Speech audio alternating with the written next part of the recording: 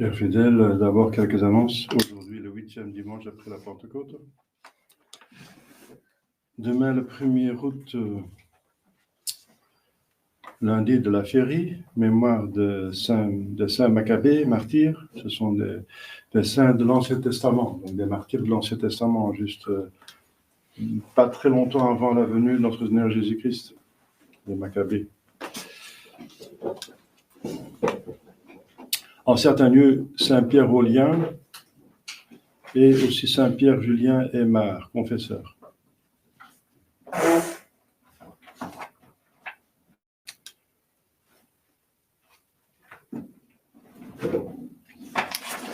Mardi, Saint-Alphonse Marie de Ligorie, évêque et docteur de l'Église. L'ordre de Saint-François, dédicace de la basilique Sainte-Marie des Anges à Assise. Dite de la portion que, je pense qu'il y a une indulgence plénière à Arianier. Mercredi de la Férie. Jeudi, Saint-Dominique, confesseur. Vendredi, dédicace de Sainte-Marie aux Neiges. C'est une des 5 basiliques majeures à Rome. Sainte-Marie majeure à Rome.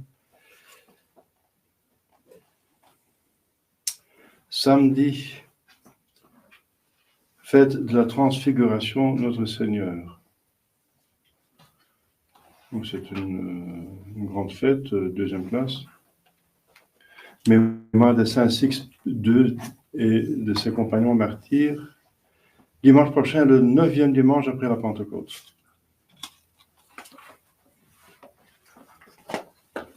Donc il y a des travaux, nous sommes depuis peu dans un chantier, on commence à changer les fenêtres et les portes. Ce sera fait dans une semaine, peut-être, certainement 2 semaines, si Dieu veut. Au nom du Père et du Fils et du Saint-Esprit, ainsi soit-il. Chers fidèles, notre Seigneur Jésus-Christ nous raconte encore une parabole pour nous montrer le chemin du ciel, pour nous édifier, pour nous aider à être détachés des choses du monde qui sont la cause des péchés. Alors,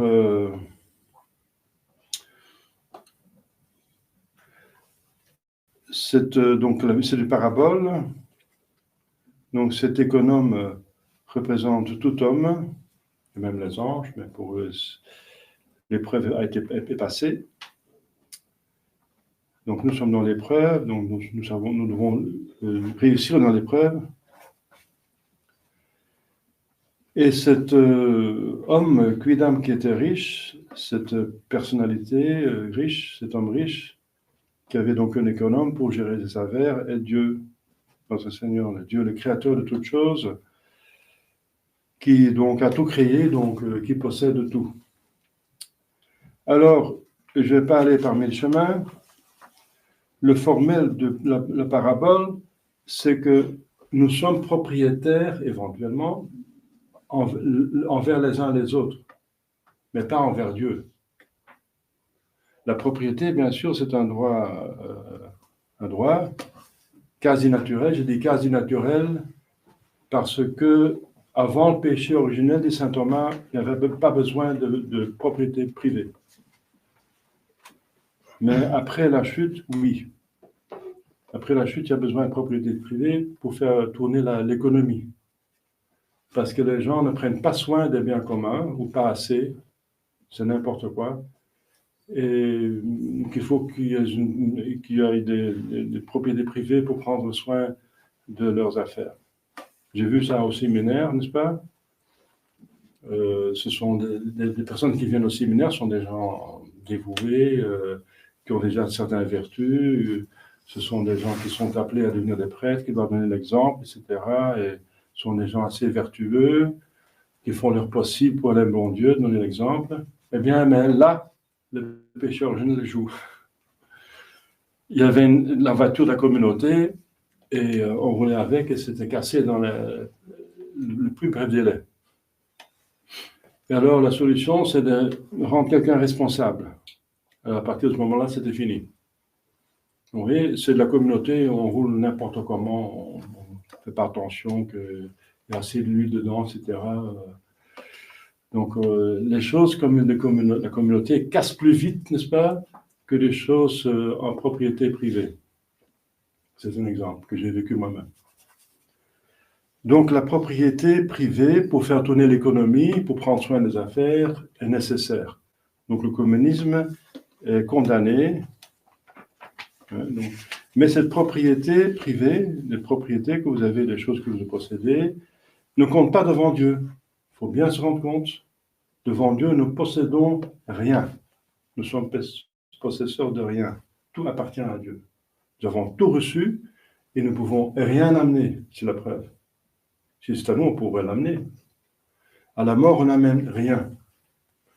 Eh bien, et même ce que vous amenez, ce n'est pas à vous, c'est déjà vient de Dieu. Ce que vous amenez, c'est votre âme, avec intelligence, mémoire, volonté, et le livre de vie, éventuellement. Le livre, ça veut dire la mémoire de Dieu et votre mémoire, qui sait, en tout cas, mon Dieu le sait, ce que vous avez fait de bien et de mal, et sur lequel on sera jugé. C'est tout ce qu'on emporte. Et ça, c'est à vous. Vos œuvres sont à vous. Ouais, c'est vous qui l'avez, enfin, partiellement, le bien qu'on a fait, on a encore à faire avec le bon Dieu, avec la volonté libre qu'on a reçue de Dieu, parce que Dieu a créé la volonté libre, c'est pas nous qui avons créé notre volonté. Donc, si on a fait du bien, c'est encore fait avec un don de Dieu, mais on l'a bien utilisé, c'est ça notre mérite. Si on a encore abusé de cela, c'est la catastrophe qui se passe. Voilà, donc, on n'amène rien après la mort, c'est la preuve qu'on ne possède rien devant Dieu. Donc il faut vivre de telle façon. Donc aussi, vous voyez, il y a un deuxième volet, disons, de la parabole, c'est que l'économe doit rendre compte de ses affaires. Rederationem vilicationem stue. Il y a les jugements, il y a même deux jugements. Il y a le jugement particulier juste après la mort, parce que il n'y a pas de raison, et Dieu est raisonnable, n'est-ce pas? Il a tout ce qu'il fait, il fait ce qu'il veut, mais il est quand même très sage, donc il fait des choses sages. Donc on n'a pas besoin de différer, Dieu n'a pas de raison, n'a pas de motif pour différer le jugement après la mort. Celui qui mérite le ciel peut y aller directement au ciel. Il n'y a rien qui empêche qu'il aille au ciel quand il mérite le ciel. La même chose pour ceux qui méritent le purgatoire et ceux qui méritent l'enfer. Donc le jugement se fait directement après la mort. Alors il y a un deuxième, comme vous savez, à la fin des temps, encore nécessaire, parce que nous sommes des êtres sociaux. Nous sommes dans une société. Le ciel sera une société. Et même l'enfer sera une quasi-société. Je dis quasi parce qu'il n'y a pas d'amitié. Donc ils se détestent entre eux.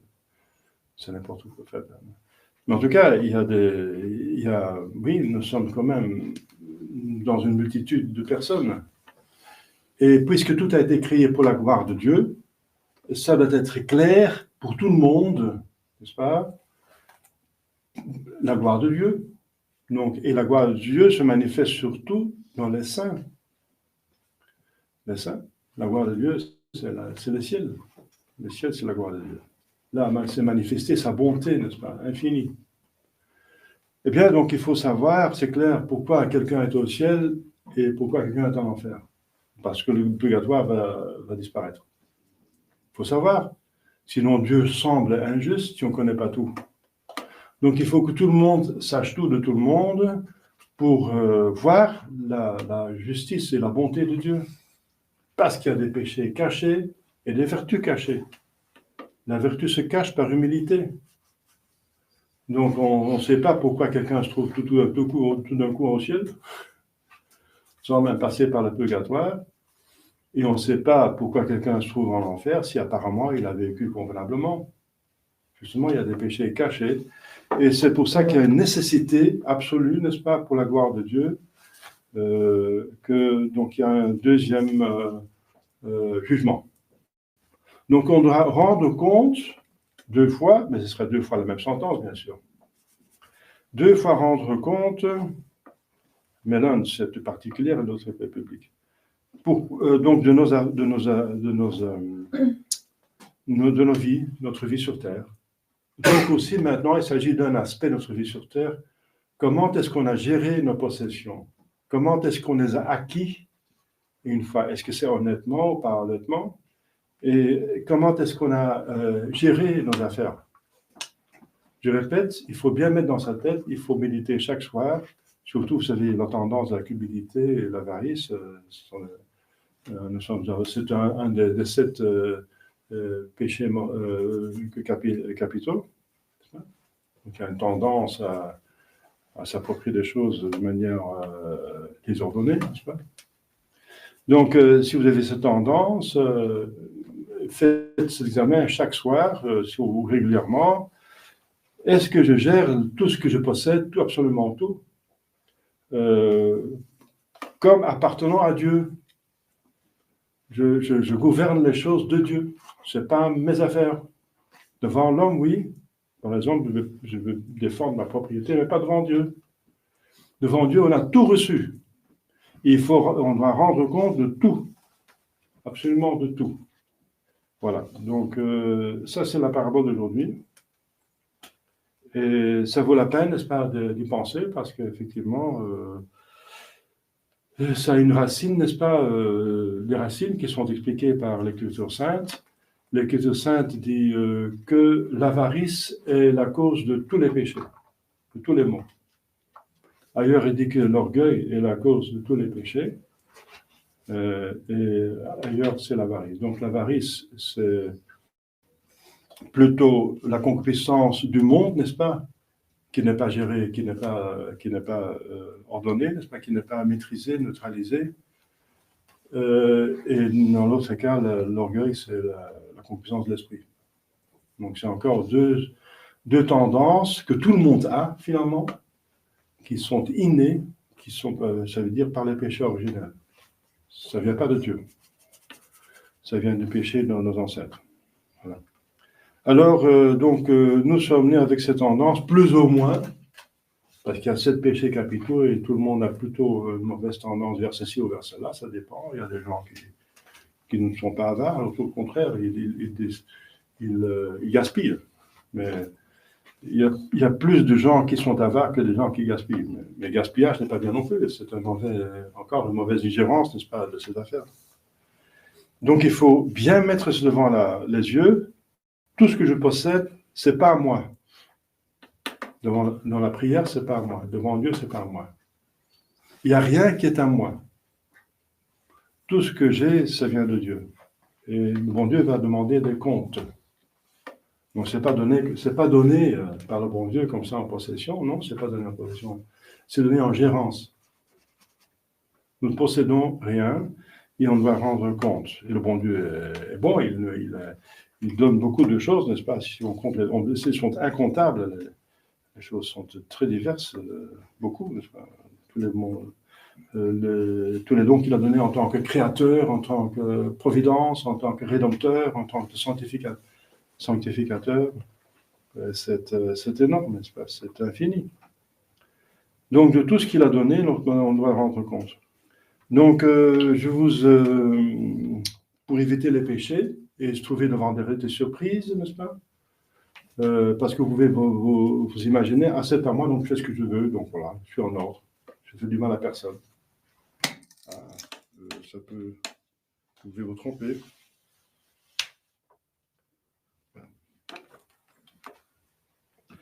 Alors, donc, voilà, donc faites l'examen de temps en temps, ceux qui ont la tendance, disons, tous les jours, ceux qui n'ont pas la tendance explicite, mais quand même plus ou moins, faites-la de temps en temps, pour éviter les péchés. Donc, si c'est la source de tous les péchés, il faut faire attention. Demandons à la Sainte Vierge pour bien le faire. Au nom du Père et du Fils et du Saint-Esprit, ainsi soit-il.